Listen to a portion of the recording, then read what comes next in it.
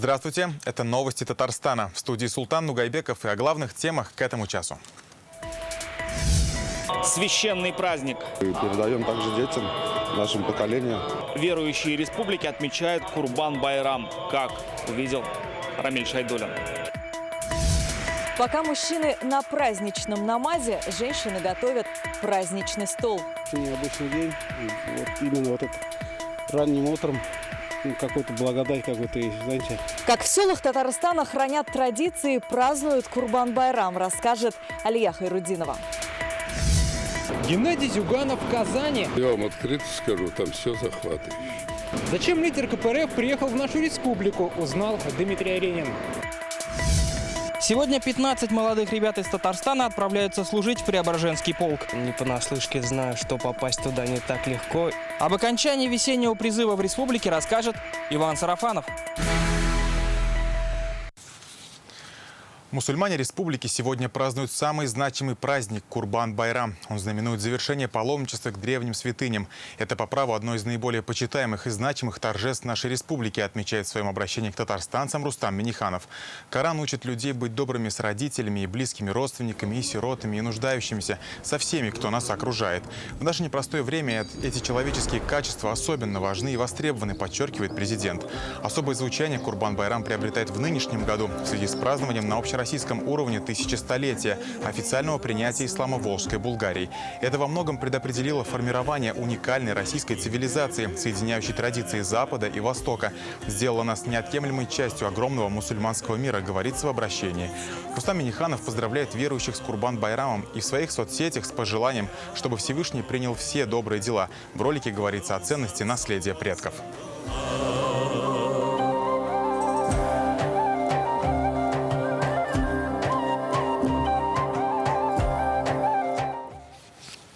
Первые намазы зазвучали в 3 часу утра. На праздничный гаят-намаз, который начался чуть позже, в Галеевскую мечеть по традиции пришел Рустам Минниханов. Вместе с ним министр строительства России Ирик Файзуллин. С прихожанами они выслушали вагаз и совершили общую молитву. Трансляцию в прямом эфире могли видеть зрители нашего канала. Об объединяющей силе веры Рамиль Шайдуллин.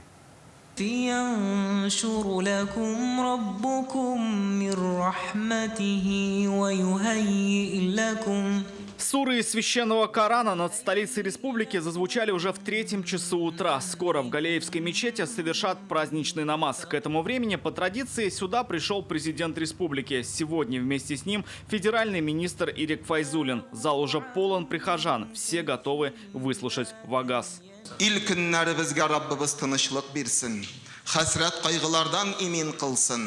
Шушы мөбарәк көннәрдә шалган корбаннарыбызны, эшләгән игелекле гамәлләребезне Раббыбыз Аллаһы Таала киң рәхмәтләре илә үзе кабул итеп, үзенең шиксез рәхмәтенә, ризалыгына ирешергә насип итсә иде. Курбан-Байрам знаменует завершение паломничества к мусульманским святыням. Хадж совершает и муфти Камиль Хазрат Самигуллин, поэтому сегодня проповедь произносит его первый заместитель. В прямом эфире нашего канала Ильфар Хазрат Хасанов передает поздравления Владимира Путина, зачитывает обращение к татарстанцам Рустама Минниханова. Дөнья мөселманнары бу ямле бәйрәм көннәрендә Олы мәрхәмәт буларак кешеләргә гөнаһлардан арыну һәм диндарлык юлларын күрсәткән ярлыкаучы Аллаһка сыгынып ихластан дуа кыла. И главное событие праздничного богослужения – гаят-намаз. На Курбан-Байрам он обладает особенной силой. Считается, в этот день Всевышний слышит просьбы каждого верующего. Аллаху акбар.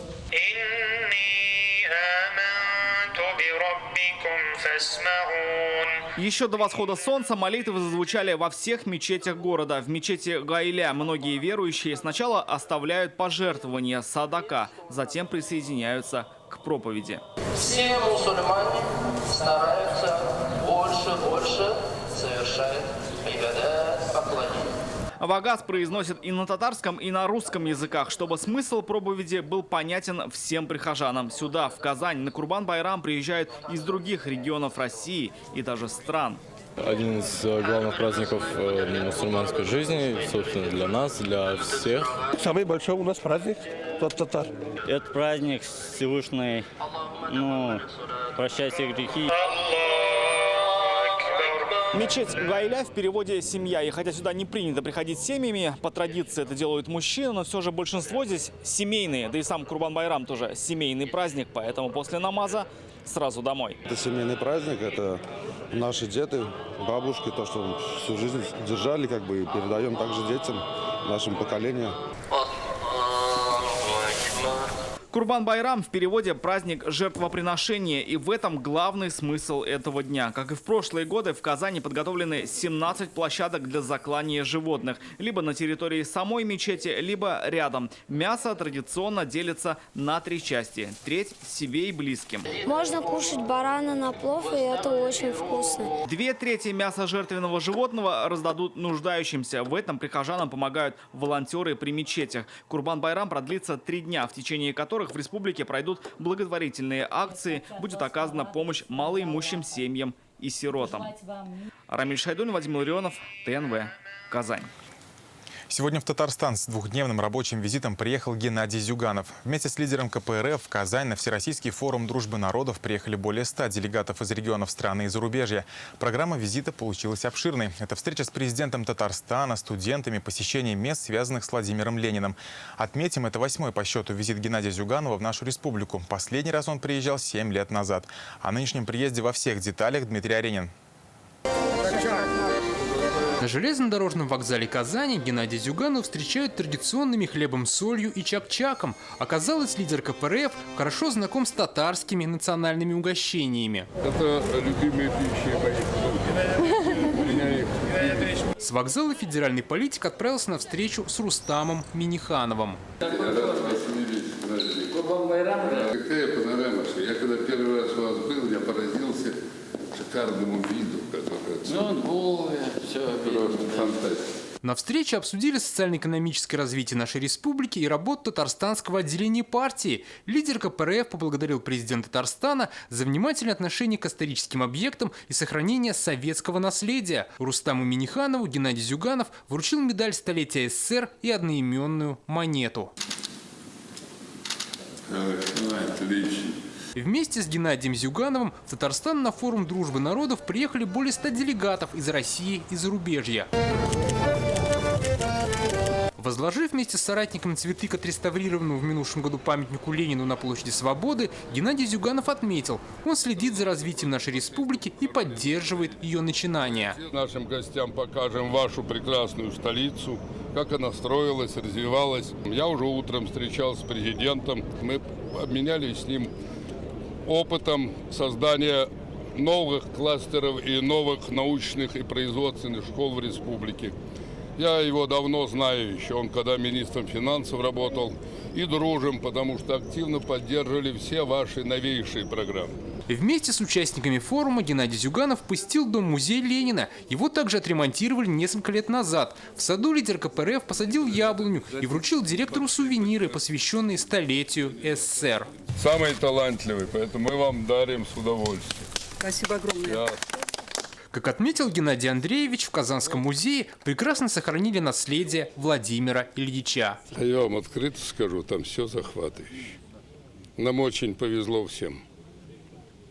Ленин родился на Волге, учился здесь, в Казани. Форум дружбы народов, приуроченный к столетию СССР, в Татарстане проходит в формате посещения различных объектов и мероприятий. В свободном режиме и на наглядных примерах участники обмениваются опытом. У нас много вопросов, но мы не проводим сегодня пленарное заседание для того, чтобы решить вот сегодня какую-то насущную проблему. Сегодня мы празднуем праздник. У нас сегодня двойной праздник. Во-первых, Курбан-Байрам. Во-вторых, приезд, визита Геннадия Зюганова. Он приехал сюда, потому что у нас есть что показать, есть что доказать, социально-экономическое развитие, иное развитие. Также опыт национального, культурного взаимодействия. Это очень интересно с точки зрения дружбы народов. Впервые присутствую вообще на святой казанской земле. Я впечатлен от увиденного, в первую очередь от того гостеприимства, каким у нас встретили, от той атмосферы, которая царит на вашей земле здесь, с каким радушием люди встречают, все здороваются на улицах. Сегодня делегация также посетила Казанский университет, где учился Владимир Ленин. Геннадий Зюганов пообщался со студентами и ответил на их вопросы. Ваше отношение к перераспределению налогов в пользу региона. нас федеративный государство. Федеративный. Если федеративные налоги и бюджет должен носить федеративный характер. Завтра Геннадий Зюганов планирует посетить Алькеевский район республики. Здесь с участием Рустама Минниханова и главы Чувашии состоится праздник чувашской культуры Уяв. Также в плане посещения парка столетия СССР и местных сельхозпредприятий. Дмитрий Айригин, Рамзиль Гарипов, ТНВ, Казань. И завтра Геннадий Зюганов посетит праздник чувашской культуры Уяв. Традиционно он проводится после окончания посевных работ. В этом году местом проведения станет Алькеевский район, родина известного чувашского поэта Петра Хузангая. Откроет народное гуляние ритуал вбивания колышка в землю, который означает начало хорошего дела. Кульминацией торжества станет большой хоровод, который символизирует объединение людей. В нем примут участие все гости торжества, в том числе президент Рустам Минниханов. Кроме того, ожидается, что на мероприятие приедет ряд губернаторов соседних регионов. Чувашия, Ульяновск. С Чувашией очень большим творческим коллективом. Серьезная подготовка у них идет тоже в рамках этого мероприятия. Народный гимн природе. Так Уяв назвал президент в своем обращении к татарстанцам. Праздник уже давно обрел общероссийское звучание. Его традиции раскрывают перед нами огромный мир самобытной чувашской культуры, уходящий своими корнями глубоко в прошлое, отмечает Рустам Минниханов. Бережно относящийся к своему языку, традициям и обычаям, чуваши занимают достойное место в единой татарстанской семье. Особое звучание празднования Уява приобретает в год культурного наследия народов России, говорится в обращении. Сегодня 15 призывников из Татарстана отправились служить в Преображенский полк. Это элитные войска России, которые участвуют в параде Победы, выносят государственные знамена и несут почетный караул. Требования к новобранцам очень строгие. Рост не ниже 175 сантиметров, идеальная биография и здоровье.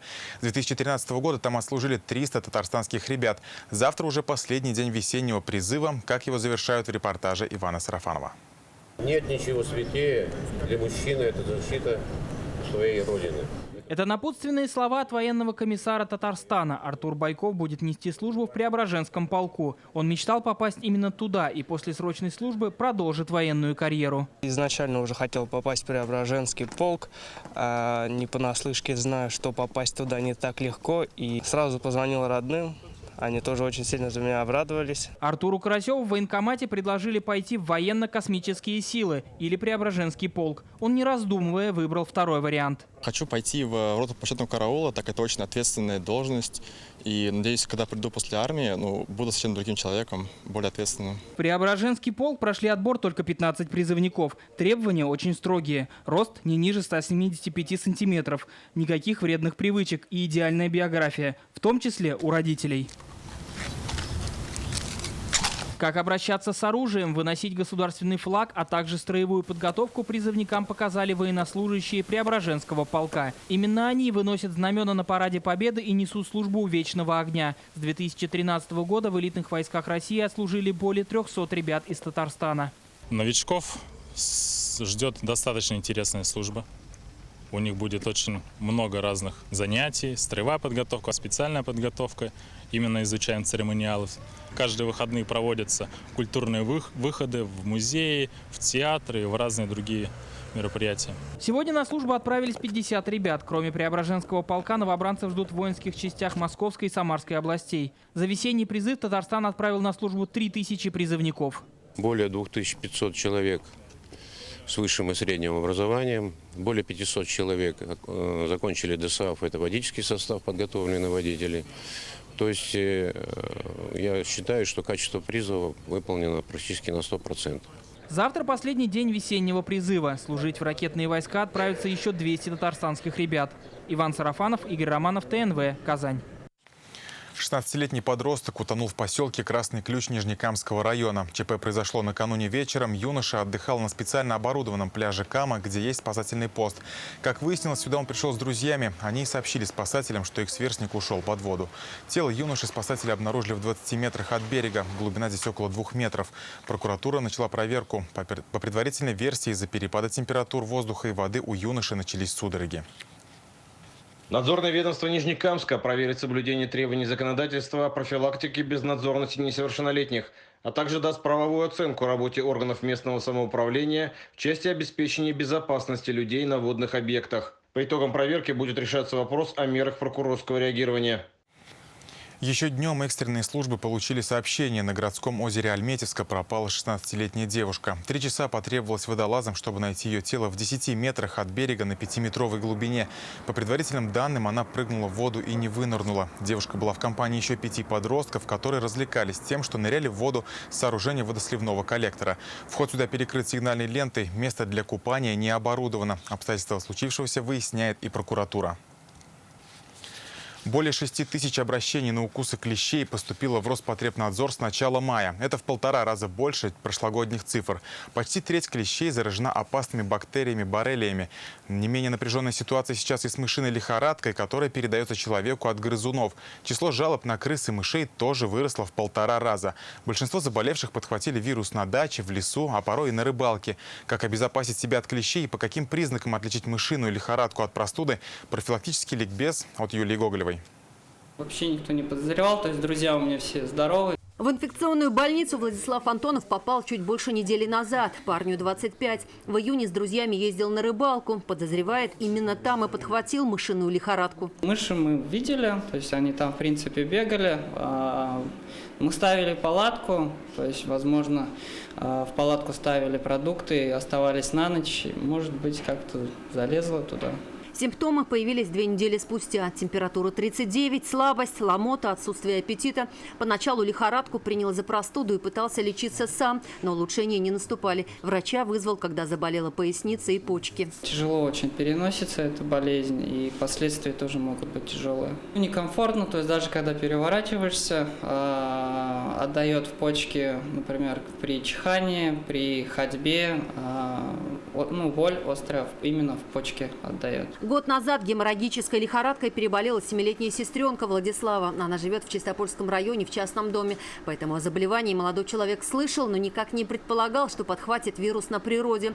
К слову, все его друзья, с которыми ездил на рыбалку, здоровы. Основные симптомы характерны именно для вот этой геморрагической лихорадки с почечным синдромом. Они развиваются где-то на 3-й, 4-й, 5-й день заболевания. Имеется в виду поражение почек, снижение мочеиспускания, снижение диуреза, гематологические изменения. Также в это время возможны глазные нарушения, туман перед глазами или сетка перед глазами. Мышиная или геморрагическая лихорадка с почечным синдромом в Татарстане самая частая очаговая инфекция. Из специфического противовирусного лечения от нее нет. Заразиться можно в лесу, на даче, в поле, собирая землянику и даже в собственном подъезде. В крупных городах, кстати, регистрируется больше всего жалоб на грызунов. Всего по республике с начала года было более 60 обращений. Это гораздо больше, чем в прошлом году. Есть обращения о том, что обнаружены были грызуны либо на контейнерной площадке, либо около дома, либо на каких-то торговых объектах. По каждому обращению управление проводится все мероприятия в полном объеме и организуются профилактические обработки. Еще одна головная боль инфекционистов сейчас – клещи. С начала сезона больше 6 тысяч обращений. На сегодняшний день в лаборатории ФБО Центра гигиены и эпидемиологии исследовано почти 1500 клещей. Основная часть из них заражена боррелиями. Это бактерии, которые вызывает клещевой боррелиоз. Это где-то около 30% от всех исследованных клещей. Начальные симптомы данного заболевания – это также может быть повышение температуры, а также появление характерной сыпи в виде так называемой кольцевидной эритемы в месте укуса клеща. Вначале образуется пятно, потом это пятно увеличивается в размерах. Если лечение не начать вовремя, могут возникнуть поражения суставов, сердца и головного мозга. Поэтому после укуса клеща медики не советуют откладывать визит к врачу, а насекомое обязательно нужно отнести в лабораторию. Юлия Гоголева, Данил Филатов, ТНВ, Казань.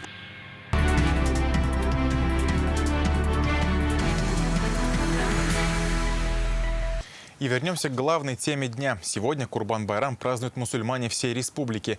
Готовятся к нему за 10 дней. Совершают хадж, постятся, навещают родных и помогают ближним. Главный ритуал Курбан-Байрама – жертвоприношение. В мечетях Татарстана предусмотрены места для заклания, но по заведенной традиции большинство сельчан обряд совершают в своих подворьях. Но сначала обязательно отправляются в мечеть на праздничный намаз. Как в деревнях Татарстана хранят традиции Курбан-Байрама, увидела Алия Хайрудинова. Раннее утро. Еще до рассвета прихожане мечети села Мемдель собираются на праздничный намаз. Здесь и сельчане, и те, кто специально приехал из города к родным. Все друг друга знают, и Курбан-байрам для них еще один повод почувствовать единение. После намаза верующие произносят такбир – восхваление Всевышнего.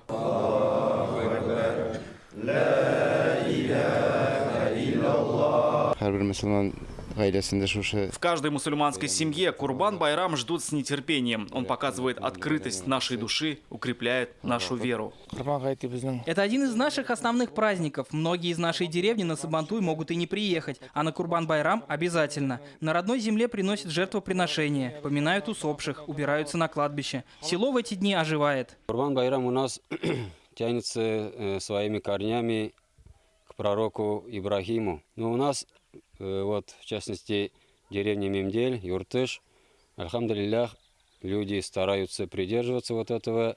Режут курбан, стараемся раздавать вот это мясо.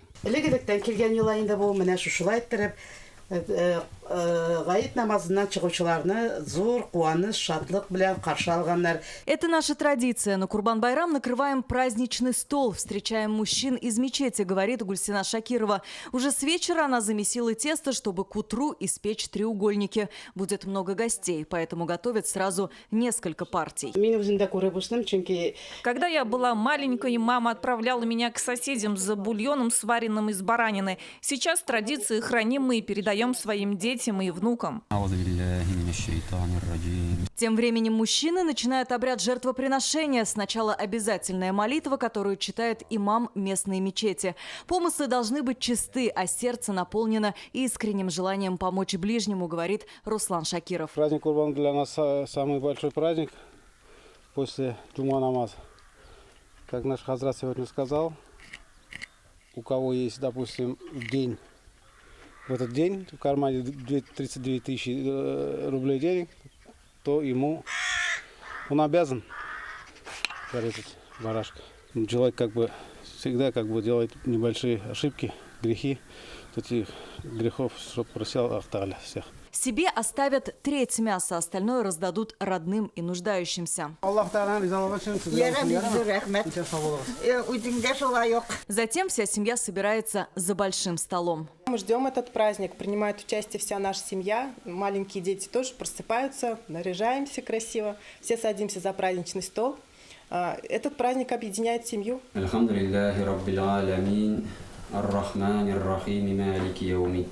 Итак, сегодня почти в каждом доме вместе собираются родители, дети, внуки. Сельчане говорят, это и есть почитание традиций. Принести в жертву можно не только барана или козу, но корову, быка и даже верблюда. Очень часто в таких случаях в обряде жертвоприношения участвуют сразу несколько семей. Курбан-байрам продлится до 11 июля, а значит, до этого времени можно будет заколоть жертвенное животное. Алия Хайрудинова, Адель Миндубаев, ТНВ. Высокогорский район. Курбан-байрам отмечают сегодня во всех населенных пунктах Татарстана. Мечети встречают прихожан с раннего утра. Центральная мечеть Нижнекамска не смогла вместить всех желающих, поэтому коллективный намаз прочитали во дворе.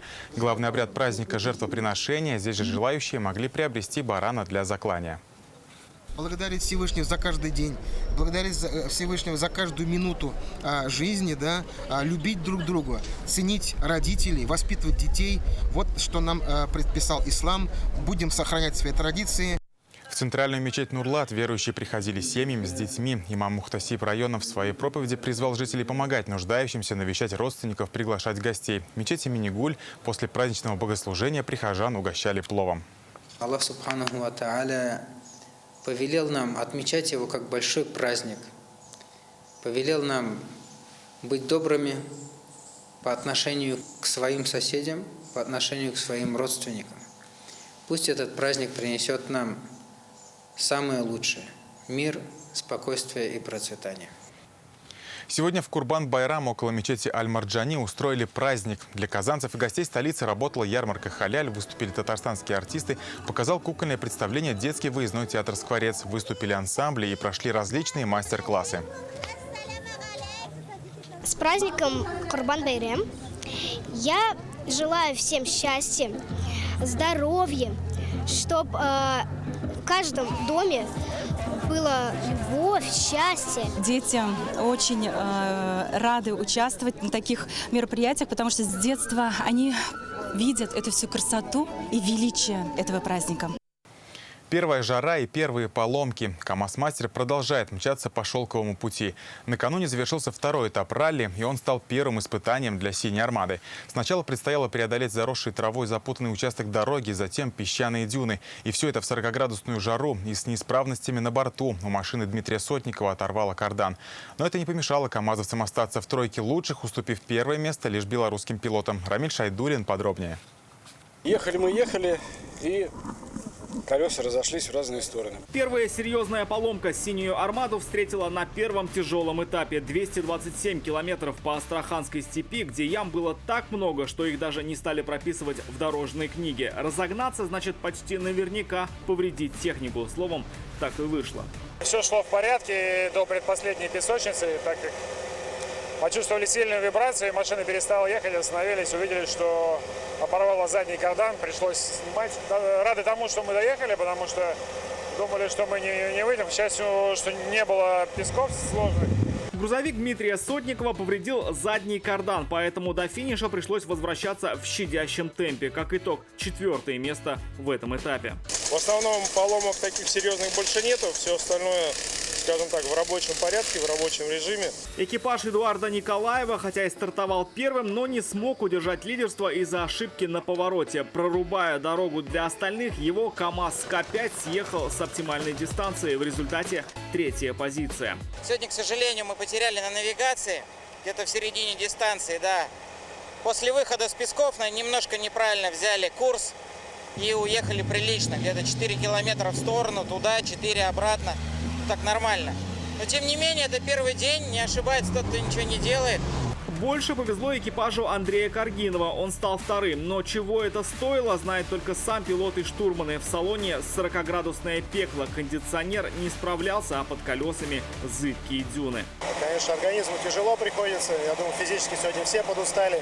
Но тем не менее старались держать темп. Чувствуется, что гонка будет сложной. Шелковый путь будет сложным. Первое место второго этапа за белорусским пилотом на МАЗе. А сегодня уже 3-й этап. Протяженность спецучастка 321 километр. Участники ралли пересекут знаменитый Астраханский бархан «Большой брат». Рамиль Шайдулин, ТНВ, Астраханская область. Так заканчивается эта неделя. Интернет-версию итогов прошедших 6 дней читайте на сайте газеты «Реальное время». Еще больше информации в нашей группе ВКонтакте и Телеграм-канале. Также наши выпуски доступны на платформе Рутюб. До встречи.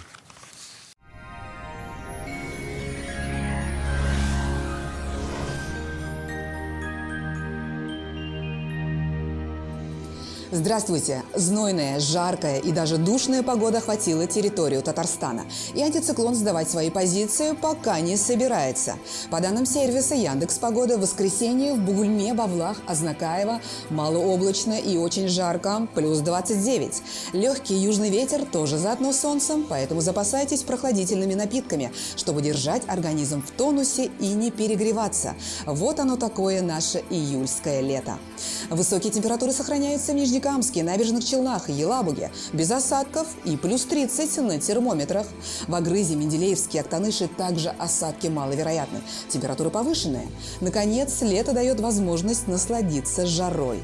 Очень жарко в Арске, в Кукмаре, Балтаси. Первая половина дня будет слегка облачной, но уже после обеда солнце не скроется от нас за облаками. Только если мы скроемся от него в тени. Не стоит надеяться на свежесть дождей и в Болгаре, Држаном, Буинске. Очень жарко, плюс 30. В Альметьевске, Чистополе, Мамадыше без осадков и повышенный температурный фон. В понедельник синоптическая ситуация не изменится. Жара сохранится. Успейте насладиться летом, ведь оно такое короткое. Федеральная сеть медицинских центров «Доктор Ост» лечение самых сложных заболеваний позвоночника и суставов без боли и хирургического вмешательства. За 12 лет в 10 городах России врачами клиники отменено более 70 тысяч операций. Лучший протез – тот, что остался в упаковке. Говорит Оксана Кузина, основатель медцентра «Доктор Ост». Своим пациентам мы рекомендуем отказаться от сложного хирургического вмешательства. Всего один укол позволяет спасти разрушенный сустав и отказаться от протеза даже на поздней стадии артроза и при некрозе. Приходите в Доктор Ост, убедитесь, вернуть сустав к жизни можно в любом возрасте. В Казани небольшая облачность без осадков. Ночная температура высокая, плюс 20, а днем столбики термометров покажут 30 градусов выше нуля. Ветер юго-восточный слабый. Атмосферное давление 757 миллиметров ртутного столба, влажность воздуха 60%. Магнитное поле Земли спокойное. О погоде все. В студии была Лейла Латыпова. Приятных и теплых выходных в кругу близких. До свидания.